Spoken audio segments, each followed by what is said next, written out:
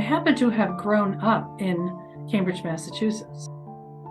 My family didn't have anything to do with Harvard, but I did have to go through Harvard Yard every single day of my high school career because Harvard Yard was between the Harvard Square bus stop that I got off at and the Cambridge High and Latin School. I also have 11 younger brothers and sisters, so I always was kind of the boss lady, and whatever I wanted them to do, I made them do.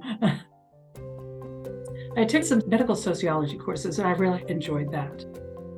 They talked a lot about access to healthcare and inequities and the importance, actually also of research on topics related to why people seek care, why they don't, why they can't get it, and those sorts of questions. So I picked up a school of public health catalog and started leafing through things and found epidemiology, which was very much of a research science and very exciting to me because I could see the importance of epidemiology as both being a scientific topic where you're trying to discover things just about populations, but also you're doing it for the purpose of trying to find things that will be successful in helping people get healthier, get better, treating disease, and making sure that you have the evidence base to make those decisions that you want to try and then implement.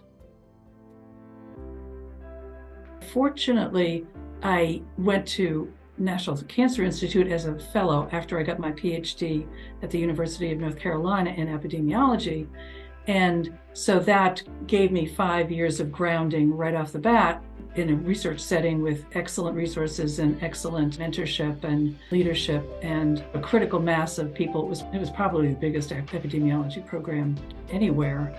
And so that was a good grounding. So I saw for me the options as being either the academic route or staying in the federal route. And I kept thinking, oh, well, eventually I'll go switch over to the academic route. But I found that things that were very similar to what I would do in an academic setting, which is focus on the research early in my career, my individual research interests, and then later in my career as I became in more senior level positions, then my focus was more on how you change the field to make research easier, better, how you foster collaboration, how you work with multiple groups.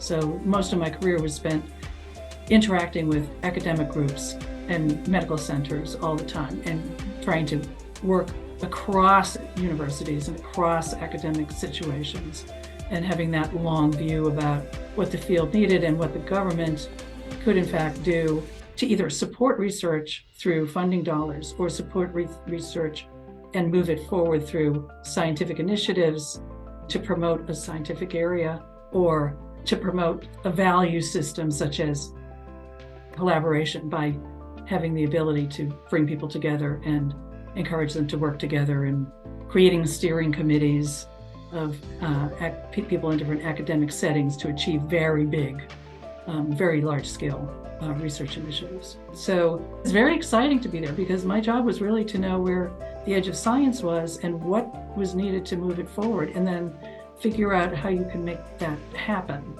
And NIH differs from Centers for Disease Control. So while I focused my career on epidemiology and public health, so there we're looking at doing research that provides the evidence base for public health action. CDC is more on the implementing and getting best practices and providing the states and other constituencies with the tools that they need to implement public health programs.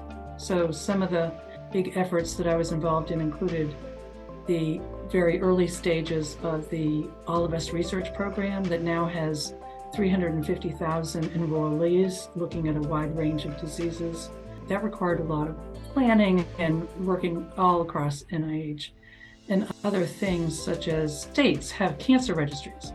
Well, none of those cancer registries are linked to each other unless a state actually initiates an interaction with another state registry. So I was part of the advisory committee for a team that was going to link all of these together with software that would enable you to, if you had a very large study of, say, workers who were exposed to a particular chemical, that then you could, instead of writing to 50 states and saying, please send me your cancer registry data, that you could do it in one place. So I was always trying to think of ways to make the research process work better.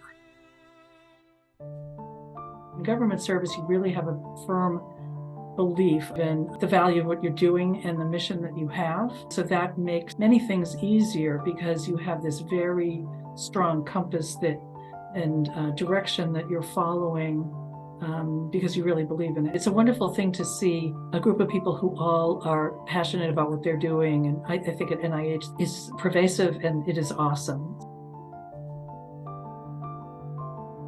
I'm totally proud that I was a federal servant for my professional career, and I'll always be proud of that. And it was a pleasure. It was a great pleasure doing it.